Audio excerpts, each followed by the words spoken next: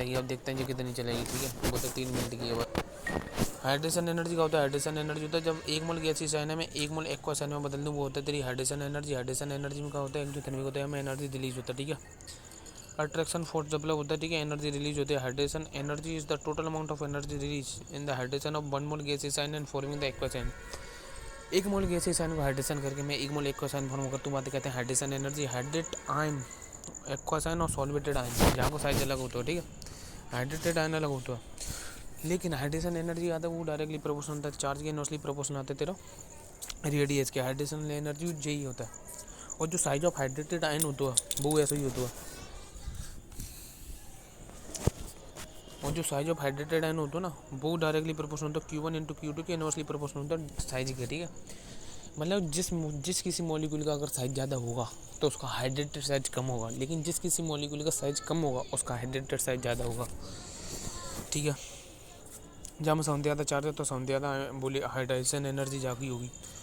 ठीक है, इनमें चार्ज बराबर है तो फिर साइज के इनवर्सली प्रोपोर्शनल जाना पड़ेगा। ठीक है, देख hydration energy, lattice energy, size of hydrated ion और लेटिस एंथैल्पी, हाइड्रेशन एनर्जी।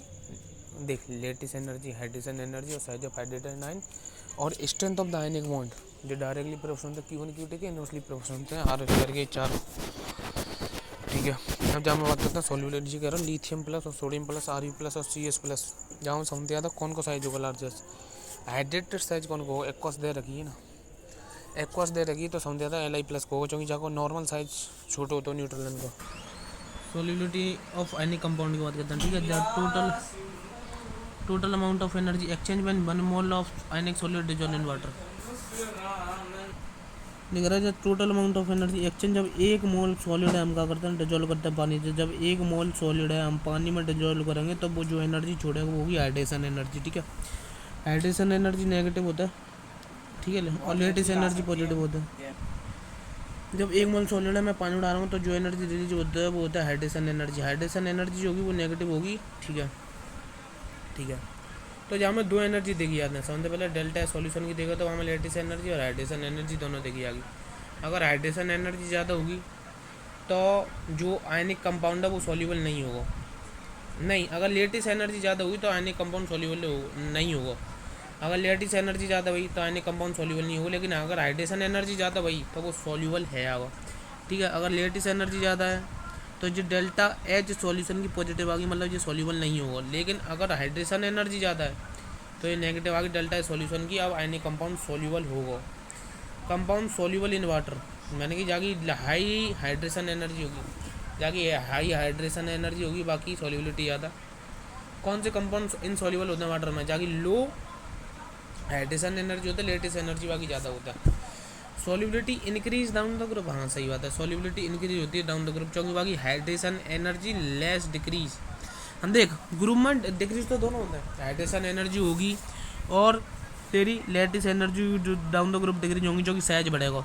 ठीक है, साइज बढ़ेगा और ये दोनों चीज़ मतलब हाइड्रेशन एनर्जी और जो लेटिस एनर्जी दोनों डिक्रीज होगी। लेकिन जो हाइड्रेशन एनर्जी है वो कम डिक्रीज रह रही है with respect to the lattice energy, तभी तो सॉल्युबिलिटी इंक्रीज है रही डाउन द ग्रुप। अगर सॉल्युबिलिटी डिक्रीज है रही डाउन द ग्रुप तो हाइड्रेशन एनर्जी ज़्यादा डिक्रीज है रही है लेटिस एनर्जी दे डाउन द ग्रुप। दोनों ही डायरेक्टली प्रोपोर्शनल थे, प्रोडक्ट ऑफ चार्ज के दोनों यूनिवर्सली प्रोपोर्शनल थे। आर स्क्वायर के डाउन द ग्रुप जाएंगे तो आर की वैल्यू बढ़ेगी, तभी लेटिस एनर्जी घटेगी और हाइड्रेशन एनर्जी घटेगी।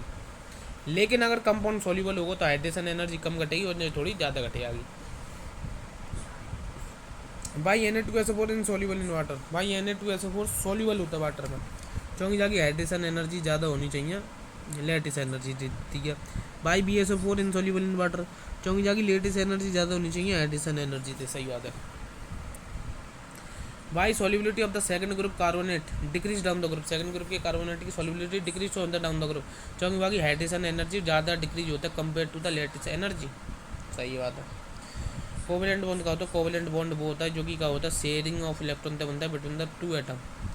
ठीक है, जो कि फोर्स ऑफ अट्रैक्शन क्या होता है इसका, कोवेलेंट बॉन्ड का। ठीक है, जहाँ में एक हाइड्रोजन एटम लेके वो इन दोनों में क्या होगी शेयरिंग होगी, आपस में बॉन्ड बन जाएगा। ठीक है, एक बॉन्ड शेयर होगा तो एक और एक इलेक्ट्रॉन शेयर होगा तो सिग्मा बॉन्ड। चैनल सब्सक्राइबर है जो मैंने कहूँ ये बोलना बोल रहा हूँ। 2 इलेक्ट्रॉन शेयर होंगे तो डबल बॉन्ड बनेगा, 3 इलेक्ट्रॉन शेयर होंगे तो ट्रिपल बॉन्ड बनेगा, ठीक है। एक सिग्मा 2 पाई आएगी ऐसी।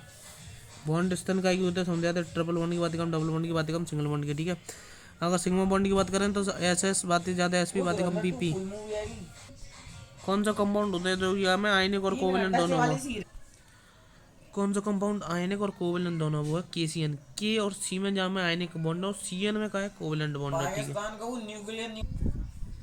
हम बात करते हैं ए में कैसे बॉन्ड है, ठीक है। फिक्स टाइमिंग पे लगा हुआ चालू बैठे जा रहा है। ठीक है ठीक है ठीक है, मतलब जब हम बॉन्ड पूछ रहे हो तो सिंपल है बहुत, ठीक है ठीक है। बेंजीन में सिग्मा पाई बॉन्ड बतानी है तो सिंपल ही है। अब बात करते हैं Lewis dot structure. Lewis dot structure का होता है ऑक्टेट रूल कंप्लीट करना होता है, ठीक है।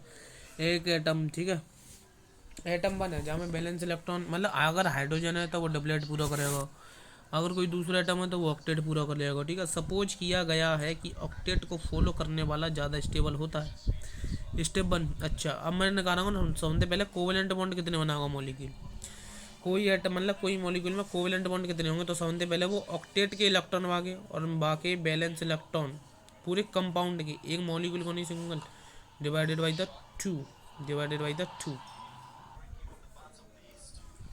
Total number of covalent bond कैसे निकालते हैं? ऑक्टेट के इलेक्ट्रॉन माइनस बैलेंस सेल के इलेक्ट्रॉन डिवाइडेड बाय द 2। जो बैलेंस सेल के इलेक्ट्रॉन टोटल मॉलिक्यूल के हैं, टोटल मॉलिक्यूल के हैं, किसी सिंगल कंपाउंड का नहीं है, ठीक है। और ये ऑक्टेट इलेक्ट्रॉन पूरे का है, ठीक है। Total number of lone pair कैसे निकालते हैं? जी निकालते हैं balance electron divided by the 2 minus covalent bond, balance electron divided by the 2, ठीक है। Total number of lone pair की बात करें, total number of lone pair कितने होते हैं? Balance electron minus divided by 2 minus covalent character. सभी atom के ऑक्टेट कंप्लीट करते हैं कोवेलेंट और लोन पेयर की हेल्प से, ठीक है। स्टेप 6 काउंट कर formal charge in each atom.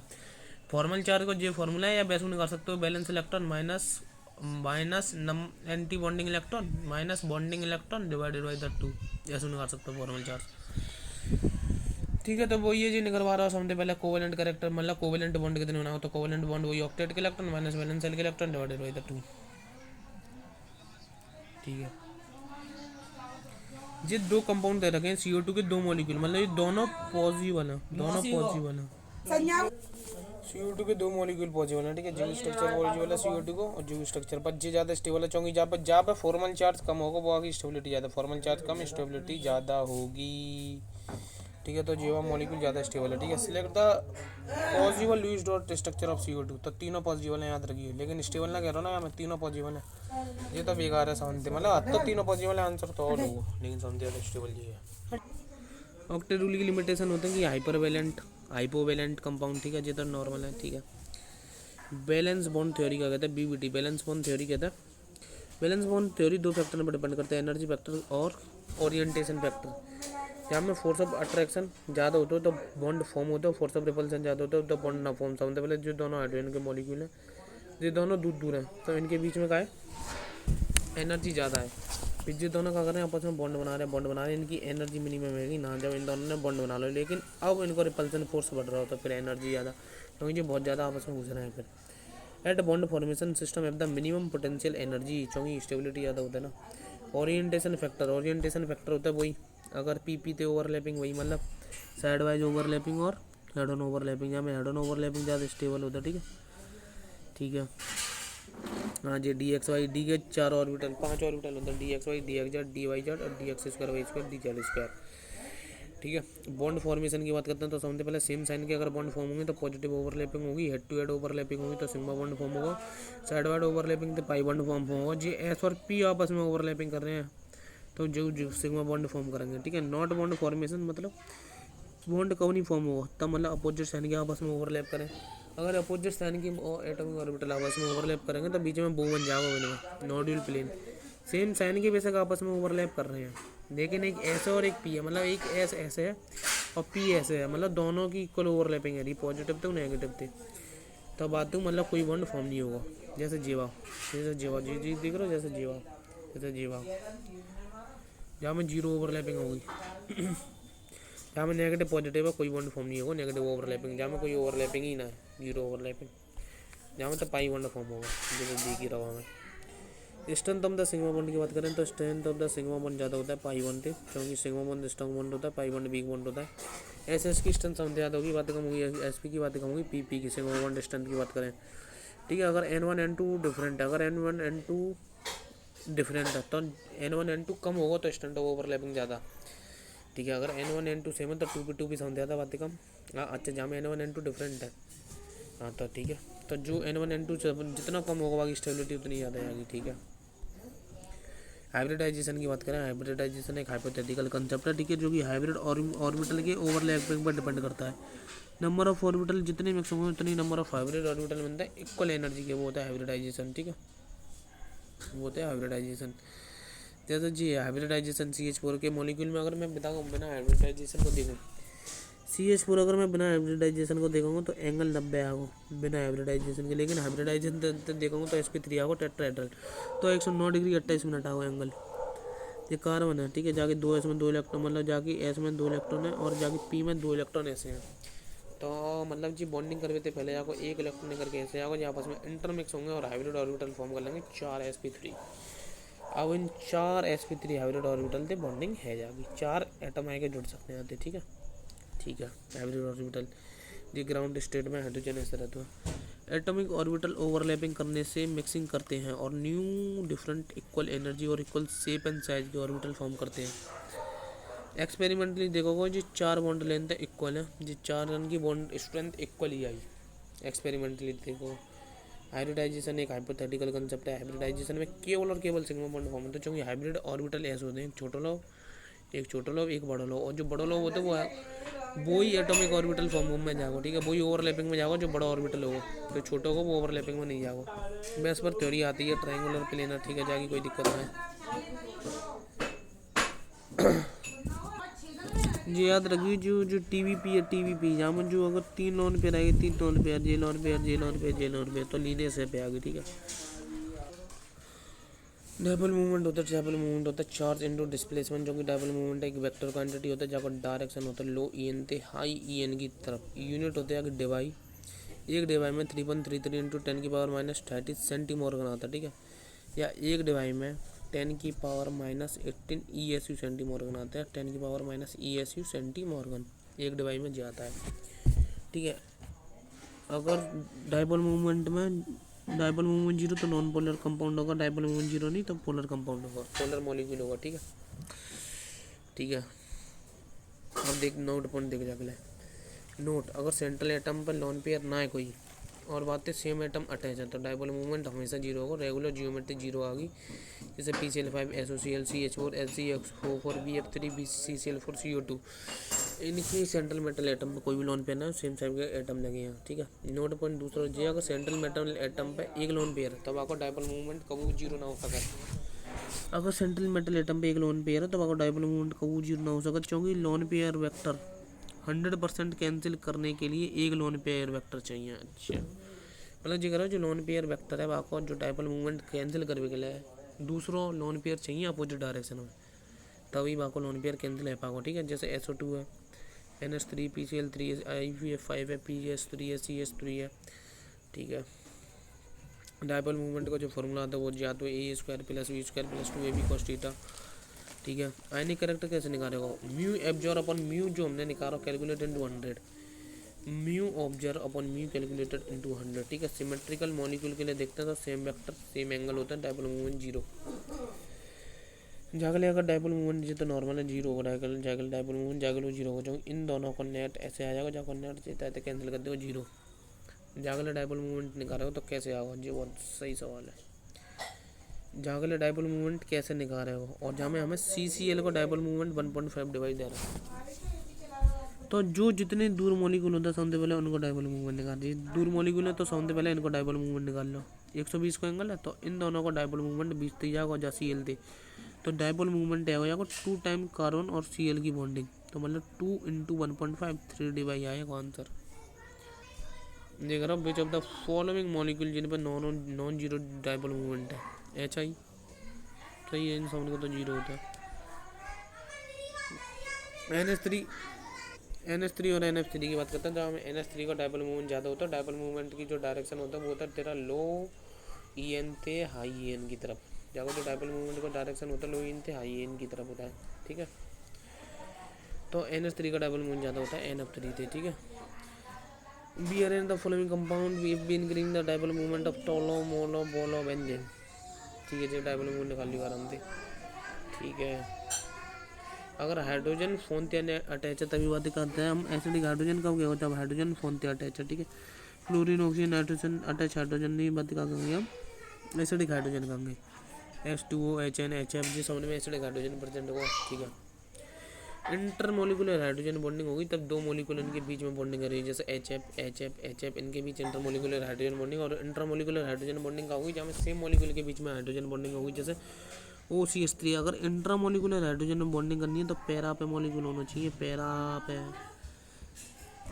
Intermolecular hydrogen bonding करनी है तो पैरा पे मोलिकुल होना चाहिए। एक ही मॉलिक्यूल के अंदर किसी एटम के साथ हाइड्रोजन बॉन्ड बने वो होते हैं इंटरमोलिकुलर हाइड्रोजन बॉन्ड। इनमें हाइड्रोजन बॉन्डिंग है, ठीक है। जाके इंटरमोलिकुलर हाइड्रोजन बॉन्डिंग होगी जहाँ में इंट्रा है आगे। तो याद रखिए इंटरमोलिकुलर हाइड्रोजन बॉन्डिंग ज़्यादा इफेक्टिव होता है, बाहर को बॉइलिंग पॉइंट ज़्यादा होगा जहाँ में इंटरमोलिकुलर हाइड्रोजन बॉन्डिंग होगी, ठीक है, ठीक है, ठीक है। अब बात करते हैं कि बॉइलिंग पॉइंट पानी को ज़्यादा होता है एल्कोहल से, पानी को ज़्यादा बॉइलिंग पॉइंट होता है एल्कोहल को। बॉइलिंग पॉइंट डायरेक्टली प्रोपोर्शनल होता है अट्रैक्शन फोर्स हाइड्रोजन बॉन्डिंग को, ठीक है, domination. Boiling point directly proportional होता है मॉलिक्यूलर वेट का, और बॉइलिंग पॉइंट इनवर्सली प्रोपोर्शनल होता है वेपर प्रेशर के। बॉइलिंग पॉइंट इनवर्सली प्रोपोर्शनल होगा वेपर प्रेशर की। अगर मैं बात करूँगा हाइड्रोजन बॉन्डिंग की, ठीक है, अगर मैं बात करूँगा काई की बॉइलिंग पॉइंट की, तो बॉइलिंग पॉइंट डाउन तक बढ़ेगा, लेकिन पानी को समझते ज़्यादा आएगा क्योंकि पानी में का है हाइड्रोजन बॉन्डिंग है, पानी में समझते ज़्यादा डायपोल मूवमेंट समझते ज़्यादा। बॉइलिंग पॉइंट है तेरा H2O को, ठीक है, HCl HF HBr, ठीक है। इनमें समझते ज़्यादा बॉइलिंग पॉइंट है तेरा HF को, क्योंकि यहाँ में हाइड्रोजन बॉन्डिंग है। ये नहीं 2025 को वाले, ठीक है, जहाँ में वाटर को बॉइलिंग पॉइंट समझते ज़्यादा हो क्योंकि यहाँ में हाइड्रोजन बॉन्डिंग में, सही बात है। दूसरा statement on the basis of the molecular mass of the water is expected to have the lower boiling point then the other, और का सही बात है। लेकिन जहाँ में हाइड्रोजन बॉन्डिंग की वजह से जाकर ज़्यादा आता है, सही बात है। Intermolecular hydrogen bonding is present in, और तो वाई में होता है, सही है। विच of the following does not have the hydrogen bond. Molecular orbital theory, atomic orbital mixing करते हैं, equal number of the molecular orbital form करते हैं, ठीक है। बाइंडिंग मॉलिक्यूलर ऑर्बिटल और एंटी बाइंडिंग मॉलिक्यूलर ऑर्बिटल दो तरीका के ऑर्बिटल होते हैं, ठीक है। Linear combination of the atomic orbital, ठीक, अभी देखेंगे हम आगे। Energy of the molecular orbital, अगर नंबर ऑफ इलेक्ट्रॉन 14 या 14 के बराबर है, अगर नंबर ऑफ इलेक्ट्रॉन से, ठीक है, अगर नंबर ऑफ इलेक्ट्रॉन 14 से आता है तो सिग्मा 2pz पहले आया तो, लेकिन अगर नंबर ऑफ इलेक्ट्रॉन 14 से कम या 14 के बराबर है तो ये 2pz जहाँ सिग्मा पाई स्टार मतलब सिग्मा पाई 2px और सिग्मा पाई 2py से बाद में आया तो ना। अगर हम नंबर ऑफ इलेक्ट्रॉन 14 से कम या 14 के बराबर है due to the sp mixing, जी याद रख लिए बस, ठीक है, सही है। बॉन्ड ऑर्डर रहा तो number of electron bonding electron minus anti bonding electron divided by the 2। Bond order O को मतलब C2 में जो बॉन्ड ऑर्डर होगा वो दोनों पाई बॉन्ड होंगे। Bond distance directly proportional to the bond order, bond length inversely proportional to the bond order, ठीक है। अब बात करते हैं बॉन्ड ऑर्डर, तो number of electron in bonding minus number of electron in anti bonding divided by the 2, ठीक है। बॉन्ड ऑर्डर होता है total atomic number i sum, ठीक है, ठीक है। Bond strength, bond order, bond order तो आती ही है यार, नंबर ऑफ इलेक्ट्रॉन 14 से कम, ये वही है सिंपल। और याद रखिए C2 में दोनों पाई बॉन्ड होते हैं, जाकि जगह बॉन्ड ऑर्डर ज़्यादा बाकी बॉन्ड डिस्टेंस ज़्यादा, जाकि बॉन्ड ऑर्डर कम बाकी बॉन्ड लेंथ मतलब बॉन्ड ऑर्डर ज़्यादा बॉन्ड डिस्टेंस ज़्यादा, बॉन्ड लेंथ ज़्यादा, हाँ बॉन्ड लेंथ ज़्यादा बॉन्ड ऑर्डर कम, ठीक है। कौन सा एग्जिस्ट करता है कौन सा एग्जिस्ट नहीं करता। अच्छा, अगर जाकर बॉन्ड ऑर्डर 0 होगा वो एग्जिस्ट नहीं करेगा, तो बॉन्ड ऑर्डर 0 से ज़्यादा होना चाहिए, ठीक है, ठीक है, ठीक है। अनपेड इलेक्ट्रॉन है पैरामैग्नेटिक, अनपेड इलेक्ट्रॉन है डायमैग्नेटिक हो, ठीक है, ठीक है। सिग्मा 1 है सिग्मा स्टार 1 है सिग्मा 2 है सिग्मा स्टार 2 है सिग्मा 2pz पाई 2px और जी सिग्मा 2pz है, ठीक है। जहाँ पर नंबर ऑफ इलेक्ट्रॉन 14 आएंगे वहाँ का बॉन्ड ऑर्डर 3 आगे जाएंगे पीछे जाएंगे 1.5 पॉइंट ऑर्डर का जाएगा, The hypothetical diatomic molecule with the bond order 0 it's quite stable. False. Bond order 0 वो stable ना होता. A bond order increase the bond length increase. गलत. Identify the correct answers. Dipole moment of the NF3 is greater. गलत है. The canonical form of the can be drawn CN3 ion. 3 resonance structure can be drawn from the ozone. BF3 is a non-zero dipole moment. जो सही है. नहीं BF3 zero dipole movement होता है. Non नहीं यहाँ जी गलत है. 3 resonance structure 3 canonical form can be draw. हाँ ठीक है 3 फॉर्म जाकर जी सही है. ठीक है N2 में 14 इलेक्ट्रॉन. अब डी एंड और एफ ब्लॉक करेंगे 3 मिनट के बाद. वो एक बढ़िया. Down the group Z effective तो कौन सा रहता है लेकिन नंबर ऑफ सेल इंक्रीज होता है. तो नंबर ऑफ सेल इंक्रीज होगी तो क्या होगा एटॉमिक रेडियस बढ़ेगा. ठीक है नंबर ऑफ सेल बढ़ेंगे तो एटॉमिक रेडियस बढ़ेगा. देखो 3D से ज़्यादा 4D सीरीज का साइज होगा 4D और 5D को बराबर होगा. ठीक size of the 4D series और 5D सीरीज एलिमेंट को बराबर होगा due to the length not contraction की वजह से. ठीक है नोट देखेंगे तो 3 ग्रुप में जे रूल फॉलो नहीं होता. ठीक है 3 ग्रुप में जे रूल फॉलो नहीं होता. 3 ग्रुप में नॉर्मल ट्रेंड होता समझा था एक्टिनाइड को ही होगा. 3D सीरीज में जो तो कर ली हमने इन तीनों का नंबर बराबर होता है जो तो एक होता है यार नन तक. एस ब्लॉक का जो मैक्सिमम ऑक्सीडेशन नंबर एस बोलने जो डी ब्लॉक होता है ऑक्सीडेशन नंबर शो करते हैं वेरिएबल ऑक्सीडेशन नंबर शो करते हैं क्योंकि इनकी एनर्जी का होता है कम होता है. Due to the less energy की वजह से वेरिएबल ऑक्सीडेशन नंबर शो करते हैं. ठीक है डी ब्लॉक की जो कन्फिगरेशन होता है N-1D 1 से लेकर 10 और NS 1 से 2. ठीक है N-1D 1 से लेकर 10 और NS 1 से लेकर 2. ठीक है जो मिनिमम ऑक्सीडेशन होता है डी ब्लॉक की वो कैसे होता है. जो मिनिमम ऑक्सीडेशन होता है डी ब्लॉक की जो number of electron in NS shell maximum oxidation number of d block. ठीक है तो number of electron NS N-1D electron में NS में और N-1D इलेक्ट्रॉन में जितने बैलेंस इलेक्ट्रॉन होते हैं वो आगे इलेक्ट्रॉनिक कॉन्फ़िगरेशन आता है. Maximum oxidation number of 3D series का जो मैक्सिमम ऑक्सीडेशन नंबर है वो 7 है और maximum oxidation number of 4D series वो 8 आ गई. Maximum number of 5D series वो +8 आ गई. ठीक है और मैक्सिमम ऑक्सीडेशन नंबर तो डी ब्लॉक को कहते हैं वो +8 आएगा. जहाँ में है अगर तो 3D सीरीज को कह रहा हो तो +7 MnO4 का. 4D सीरीज को कह रहा हो तो +8 5D सीरीज को कह रहा हो तो +8. ठीक है maximum oxidation number of element in the form of oxide and fluoride मतलब जो मैक्सिमम ऑक्सीडेशन स्टेट में जो कंपाउंड फॉर्म हो सकता है वो केवल ऑक्सीजन और फ्लोराइड के साथ हो सकता है. क्योंकि ऑक्सीजन की एक कैटिनेशन प्रॉपर्टी होता है बाकी वजह से मल्टीपल बॉन्ड फॉर्म कर सकता है. फ्लोराइड का होता है इलेक्ट्रोनेगेटिव होता है जाकी वजह से मल्टीपल बॉन्ड फॉर्म कर सकती है फ्लोराइड. ठीक है Mp+3 और Mn+2 की बात करते हैं. Mp+3 और Mn+2 स्टेबल होता है due to the D5 high field configuration. CO Jordan प्लस स्टेबल होता है due to the configuration D10 configuration. ठीक है ये सब स्टेबल होता है जिनमें मैग्नेटिक गैस कॉन्फ़िगरेशन होता है जो कर लिए. कॉपर +1 और कॉपर +2 जो इम्पोर्टेंट है. कॉपर +2 की हाइड्रेशन एनर्जी ग्रेटर होती है कॉपर +1 थी.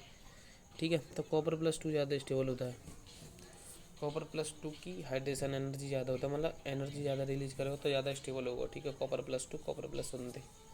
इलेक्ट्रॉनिक कॉन्फ़िगरेशन से चलेगा तो कॉपर +1 लगेगा तो लेकिन कॉपर +2 तो हाइड्रेशन एनर्जी थे. ठीक है और मैक्सिमम वेरिएबल ऑक्सीडेशन नंबर की बात करें तो स्टोनशिप में +2 +3 होता है और TI में +2 +3 +4. वेनेडियम में +2 +3 +4 +5 होता है. क्रोमियम में +2 +3 +4 +5 +6. मैग्नीज के लिए +2 +4 मतलब +7 तक होता है. फिर आयरन में +6 तक रहेगी. कोबाल्ट में +5 तक रहेगी. निकल में +4 तक रहेगी. कॉपर में +1 +2 +3 रहेगी. कॉपर में +1 +2 +3 रहेगी. ठीक है कॉपर में +1 +2 +3 रहेगी और +2 रहेगी तेरी जिंक में. डेंसिटी देखो डेंसिटी होता है मास अपन वॉल्यूम. तो डेंसिटी तेरे सीरीज में बढ़ेगी और डेंसिटी तेरी ग्रुप में बढ़ेगी. ठीक है डेंसिटी की बात करते हैं. डेंसिटी होता है मास अपन वॉल्यूम. जो डेंसिटी होता है देखिए डी ब्लॉक की ज़्यादा होगी एस ब्लॉक से ज़्यादा डेंसिटी होगी डी ब्लॉक की. जो डेंसिटी होता है वो जनरली इंक्रीज होता है लेफ्ट टू राइट लेकिन ग्रुप 12 की घटेगी डेंसिटी ग्रुप 11 से. ग्रुप 12 में जाएगा तो डेंसिटी घटेगी. ठीक है जो कि जहाँ में कहोगे D10 कॉन्फ़िगरेशन आया होगा. D10 कॉन्फ़िगरेशन की वजह से डेंसिटी घटेगी. ठीक है ग्रुप 12 की. डेंसिटी 3D तो या तो 40 तो या तो 5D की होगी, 70 या तो मैक्सिमम डेंसिटी इरिडियम और ऑस्मियम की होगी। ठीक है, स्टैंडर्ड पोटेंशियल की बात करेंगे। स्टैंडर्ड पोटेंशियल में मतलब एम प्लस एन थे एक्वास थे, हमें एम एस बनाना है। ठीक है, एम प्लस एक्वास थे, हमें एम एन बनाना है, एम एस बनाना है। एम जब ऑक्सीडेशन प्लस एन एक्वास थे, हमें एम एस बनाना हो तो सबसे पहले क्या करना पड़ेगा, जहाँ मेटल है वो सब्लिमेशन करके क्या करना पड़ेगा, गैसेस में बदलना पड़ेगा। ठीक है, तो हमें 3 एनर्जी यूज होंगी। हाँ, मतलब जो स्टैंडर्ड पोटेंशियल है, ई नॉट, जो स्टैंडर्ड पोटेंशियल है वो 3 चीज़ों पर डिपेंड करेगा। सबसे पहले सब्लिमेशन एनर्जी जो कि चाहे गैसेस फॉर्म में बदल देगी, फिर आयोनाइजेशन एनर्जी जो कि चाहे एम प्लस फॉर्म में बदल देगी, प्लस की फॉर्म में, मतलब एन की फॉर्म में, फिर होगी तेरी हाइड्रेशन एनर्जी जो कि चाहे एक्वस फॉर्म में बदल देगी। ठीक है, ठीक है। स्टैंडर्ड रिडक्शन पोटेंशियल दिखाऊंगे तो जनरली जो स्टैंडर्ड रिडक्शन पोटेंशियल है 3D सीरीज का वो नेगेटिव होता है। 3D सीरीज का स्टैंडर्ड रिडक्शन पोटेंशियल नेगेटिव होता है, केवल कॉपर +2 थे कॉपर में बदलेंगे तो जाकर पॉजिटिव होता है, सब उनको क्या होता है, नेगेटिव होता है। ठीक है, ठीक है। जो स्टैंडर्ड रिडक्शन पोटेंशियल 3 चीज़ों पर डिपेंड करता है। सबसे पहले होगी तेरी sublimation energy. Standard reduction potential सबसे पहले 3 चीज़ों पर डिपेंड करता है। सबसे पहले सब्लिमेशन एनर्जी, आयोनाइजेशन एनर्जी, फिर है हाइड्रेशन एनर्जी। ठीक है, स्टैंडर्ड रिडक्शन पोटेंशियल, हाँ standard reduction potential generally 3D series को नेगेटिव होता है, लेकिन कॉपर +2 तो कॉपर जाएंगे जाकर +0.34 आएगा। अब जाएंगे मैं अलोंग द पीरियड जाऊँ, पीरियड में कि अलोंग जाऊँगा तो जहाँ मैं डेंसिटी बढ़नी चाहिए, वो मतलब रिडक्शन पोटेंशियल बढ़ना चाहिए। अगर मैं अलोंग द पीरियड जाऊँगा तो स्टैंडर्ड रिडक्शन पोटेंशियल बढ़ना चाहिए मेरे पास। ठीक है, स्टैंडर्ड रिडक्शन पोटेंशियल का होना चाहिए, बढ़ना चाहिए मेरे पास। लेकिन यहाँ में 2 जगह वेरिएशन आता, 2 जगह बदला हुआ था। साइंस टीचर विनीता कुमारी मन फैकोनी, ठीक है, साइंस टीचर विनीता कुमारी मन फैकोनी CUZN। अच्छा, देख standard reduction potential along the period का होगी, बढ़ेगी। ठीक है, तो याद रखिए साइंस टीचर विनीता कुमारी मन, नंदक तो नॉर्मल है, मन फैकोनी आता है ना, मतलब साइंस टीचर विनीता कुमारी मन फैकोनी CUZN, तो साइंस टीचर विनीता कुमारी तक कर ले, विनीता कुमारी मन तक कर ले। हाँ, साइंस टीचर विनीता कुमारी मन और आयरन के बीच, मन और फैकोनी के बीच 2 एलिमेंट घुसे थे, ये क्रोमियम और जिंक।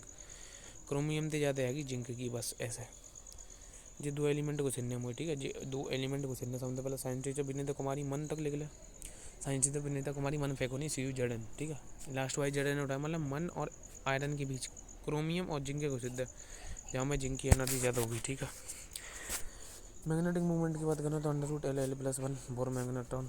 इसमें मैग्नेटिक मूवमेंट की बात करें तो √NN+2 जो बोर मैग्नेट्रॉन होता है। ये नंबर ऑफ अनपेड इलेक्ट्रॉन होता है। In case of the 3D series element म्यूअल is non significant.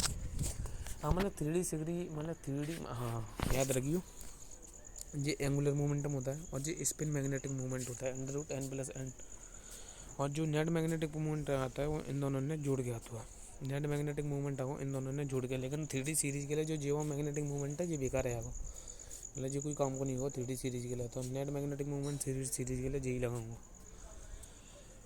4D और 5D सीरीज के लिए जो म्यूएल होगा वो सिग्निफिकेंट होगा, मतलब म्यूएम होगा, म्यूएस प्लस म्यूएल 3D सीरीज के लिए। मैग्नेटिक मूवमेंट डायरेक्टली प्रोपोर्शनल होगा number of unpaired electron, number of unpaired electron ज़्यादा तो मैग्नेटिक मूवमेंट ज़्यादा। Magnetic movement √NN+1 to magnetron, N+2 magnetron. ठीक है, पैरामैग्नेटिक जिसके पास अनपेड इलेक्ट्रॉन है, डाईमैग्नेटिक जिसके पास अनपेड इलेक्ट्रॉन है। जनरली डी ब्लॉक एलिमेंट का होता है पैरामैग्नेटिक होता है, मतलब जनरली डी ब्लॉक एलिमेंट का होता है अनपेड इलेक्ट्रॉन प्रेजेंट होता है, NH छोड़ गया। ठीक है, कलर फॉर्मेशन की बात करते हैं डी ब्लॉक एलिमेंट के, तो डी ब्लॉक एलिमेंट 2 तरीके से कलर फॉर्मेशन करते हैं, तो DD ट्रांजिशन थे और एक चार्ज ट्रांसफर मेथड होता है। DD ट्रांजिशन थे केवल वो कलर शो करेंगे जिनमें अनपेड इलेक्ट्रॉन प्रेजेंट होंगे, वो केवल DD ट्रांजिशन थे कलर शो करेंगे। लेकिन जिनमें अनपेड इलेक्ट्रॉन ना प्रेजेंट, जैसे D0 D10, वो अगर कलर शो करते हैं तो वो करते हैं चार्ज ट्रांसफर मेथड के कलर शो। ठीक है, ठीक है, ये तो कर ले। ठीक है, तो जब कोई इलेक्ट्रॉन एनर्जी एक्सेप्ट करता है तो हाइयर ऑर्बिट में आता है, तो हाइयर ऑर्बिट से एनर्जी लूज करेगा तो लोअर में आ जाएगा। ठीक है, d block element can show the complement colour, एक स्पेसिफिक वेवलेंथ एब्जॉर्व करेगा और अदर स्पेसिफिक वेवलेंथ रिलीज करेगा। ठीक है, जैसा KMnO4 पिंक होता है, K2Cr27 ऑरेंज होता है और Na2Cr O4 येलो सॉल्यूशन होता है, AgCl वाइट होता है, AgBr येलो होता है, AgI येलो डार्क होता है, डार्क येलो PbCr4 को येलो PPT बनता है। Reason due to the charge transfer method, क्योंकि इन साउंड में D0 या D10 है। जब वो D0 D10 आता तो केवल चार्ज ट्रांसफर से कलर आ सकता है। तब वही KMnO4, पिंक कलर को K2Cr2O7 orange colour, KMnO4 pink colour, K2Cr2O7 orange colour, और NaCrO4 येलो सॉल्यूशन, जी केवल येलो सॉल्यूशन होगा। NaCr4 AgCl white PPT, AgBr yellow, AgI dark yellow, PbCrO4 yellow PPT, reason due to the charge transfer. Catalytic nature की बात करें तो मतलब जो D orbital होते हैं लो एनर्जी की वजह से, मतलब बैक एंड डी ऑर्बिटल की वजह से, हाँ मतलब जो डी ब्लॉक एलिमेंट होता है ना पे बैक एंड डी ऑर्बिटल होता है, स्मॉल साइज होती है, हाँ बैक एंड डी ऑर्बिटल होता है, स्मॉल साइज होती है, और लो एनर्जी और बैक एंड डी ऑर्बिटल और एस ऑर्बिटल की वजह से कैटालिटिक नेचर शो करते हैं। जहाँ मैं बताई ना कैटालिटिक के लिए जैसा जिगली नाटक कैटलिस्ट होते हैं और प्रोसेस में यूज होता है, जो बामते कर ली पुरानी बाई थे। कॉम्प्लेक्स फॉर्मेशन टेंडेंसी जो होता है, क्योंकि इन पर हाई चार्ज डेंसिटी होता है, जाकी वजह से ये कॉम्प्लेक्स फॉर्मेशन कर देते हैं, और लो एनर्जी होता है बैक एंड डी ऑर्बिटल होता है, जाकी वजह से कॉम्प्लेक्स फॉर्म कर सकते हैं। इंटरस्टेशियल कंपाउंड या नॉन स्टेशियोमेट्रिक कंपाउंड, ठीक है, जो स्मॉल साइज के एलिमेंट होते हैं, बोरॉन कार्बन हाइड्रोजन, जो बोरॉन कार्बन हाइड्रोजन होता है वो ट्रैप्ड है इन the interstitial side of the crystal laces, जैसे Fe.95, ठीक है। मैंने कि कैटालिटिक नेचर जा वजह से शो करते हैं, जो कि लोअर एनर्जी होता है डी ऑर्बिटल की और एस ऑर्बिटल की कम एनर्जी की वजह से क्या करता है कैटालिटिक नेचर शो करता है। कॉम्प्लेक्स फॉर्मेशन टेंडेंसी की वजह से शो करते हैं, जो कि कॉम्प्लेक्स फॉर्मेशन टेंडेंसी की वजह से शो करते हैं, जो कि इन पर हाई चार्ज डेंसिटी होता है और लो एनर्जी होता है बैक एंड ऑर्बिटल की, ठीक है। ठीक है, इंटरस्टेशियल कंपाउंड की बात करते हैं या नॉन स्टेशियोमेट्रिक कंपाउंड की बात करते हैं, तो स्मॉल साइज के एलिमेंट होते हैं जो कि ट्रैप्ड रहते हैं in the interstitial lattice. Melting point और बॉइलिंग पॉइंट की बात करते हैं, जो मेल्टिंग पॉइंट और बॉइलिंग पॉइंट होता है वो डी ब्लॉक को ज़्यादा होता है, एस ब्लॉक के एलिमेंट है। जो मेल्टिंग पॉइंट बॉइलिंग पॉइंट होता है वो जनरली इंक्रीज होता है down the group due to the high strength of the covalent bond, except group number 12 छोड़ गया। Group number 12 has the low melting point and boiling point due to the complete detain of configuration, क्योंकि जो melting point होता है वो directly proportional होता है number of unpaid, sorry boiling point होता है वो डायरेक्टली प्रोपोर्शनल होता है नंबर ऑफ अनपेड इलेक्ट्रॉन की। अगर नंबर ऑफ अनपेड इलेक्ट्रॉन ही नहीं भाई, जो कि ग्रुप नंबर 12 बना हो, तो बाकी मेल्टिंग पॉइंट और बॉइलिंग पॉइंट का होता है कम या तो हाईएस्ट मेल्टिंग पॉइंट और बॉइलिंग पॉइंट होता है डी ब्लॉक में, तो टंगस्टन का, ठीक है। दोबारा देख ले अभी तक, melting point boiling point down the group बढ़ता है और डी ब्लॉक का ज़्यादा होता है, ऐसे लगता है मेल्टिंग पॉइंट और डाउन द ग्रुप बढ़ता है, ठीक है, due to the high covalent character, except group number 12 छोड़ गया। ग्रुप नंबर 12 पर लो मेल्टिंग पॉइंट होता है और बॉइलिंग पॉइंट होता है due to the complete detain configuration. Highest melting point और बॉइलिंग पॉइंट जो डी ब्लॉक में होता है वो होता है टंगस्टन, ठीक है। Ionization energy of the d block element greater than the s block elements बस लेस पी ब्लॉक एलिमेंट। हाँ मतलब जी कह रहा है जो आयोनाइजेशन एनर्जी होता है डी ब्लॉक एलिमेंट की वो एस तैयार होता है, लेकिन पी से कम होता है। आयोनाइजेशन एनर्जी इंक्रीज होता है लॉन्ग द पीरियड जनरली, लेकिन ग्रुप नंबर 12 छोड़ गया। ग्रुप नंबर 12 भी खा रहा है भाई, तो यहाँ में D10 कॉन्फ़िगरेशन है भाई। Reason ionization energy group number 12 is very low due to the complete D10 configuration है ये। कंप्लीट D10 कॉन्फ़िगरेशन की वजह से आगे एनर्जी का होता है कम होता है। केमिकल प्रॉपर्टी की बात करते हैं तो सबसे पहले केमिकल प्रॉपर्टी में पोटेशियम डाइक्रोमेट फॉर्म करेंगे। पोटेशियम डाइक्रोमेट कैसे बनाते हैं, जो बनाते हैं क्रोमेट की ओर थे, मतलब FeCrO4 मतलब FeCr2O4, FeCr2O4 ले ले या FeOCr2O3 ले ले, ठीक है। FeCr2O4 ले ले, जहाँ में बेसिक सॉल्यूशन डालते हैं Na2CO3 को, जाते Na2CrO4 बन जाएगी सोडियम क्रोमेट बन जाएगा, जो कि येलो सॉल्यूशन होगा, येलो कलर का सॉल्यूशन, जहाँ में एक्वस CO2 गैस डालते हैं, एक्वस CO2 गैस डालेगा या H2CO3 डालते कार्बोनिक एसिड जाते कौन जाएगा सोडियम डाइक्रोमेट बन जाएगा। बच्चा KCl से रिएक्ट करेगा तो पोटेशियम डाइक्रोमेट दोबारा से, मतलब मैं पोटेशियम डाइक्रोमेट फॉर्म करेंगे कैसे करेंगे, मतलब K2Cr2O7 फॉर्म कैसे करेगा तू, तो सबसे पहले क्रोमेट की ओर ले। क्रोमेट की ओर होता है, क्रोमेट की ओर का होता है जैसे FeCr2O4 है या FeO यहाँ जब तोड़ के लिखेगा तो FeOCr2O3 आ जाएगा, ठीक है। या ऐसे लिख सकते हैं FeO.Cr2O3, वैसे FeCr2O4 जो होता है क्रोमेट की ओर, FeCr2O4 जो होता है क्रोमेट की ओर। अगर जहाँ मैं Na2CO3 ऐड कर दूँगा, Na2CO3 बेसिक सॉल्यूशन, ठीक है। अगर मैं क्रोमेट की ओर में बेसिक सॉल्यूशन ऐड करूँगा तो Na2CrO4 बन जाएगा, पोटेशियम क्रोमेट बन जाएगा। पर मैं जहाँ मैं एक्वस CO2 गैस डाल रहा हूँ या H2CO3 डाल रहा हूँ तो ये सोडियम डाइक्रोमेट बना देगा। फिर KCl से रिएक्ट करूँगा तो पोटेशियम डाइक्रोमेट। बेसिक मीडियम में याद रखें, मतलब जो CrO4 2 नेगेटिव है, मतलब Cr पे +6 है, क्रोमेट आयन है। अगर जाके pH में 7 से कम लूँ, अगर जाके pH में 7 से कम लूँ एसिडिक मीडियम में, अच्छा बेसिक मीडियम में क्रोमेट आयन स्टेबल होता है, बेसिक मीडियम में क्रोमेट स्टेबल होता है, और जो एसिडिक मीडियम होता है वहाँ में डाइक्रोमेट आयन स्टेबल होता है, ठीक है। बेसिक मीडियम में CrO4 2 नेगेटिव स्टेबल होता है, लेकिन एसिडिक मीडियम में Cr2O7 2 नेगेटिव स्टेबल होता है।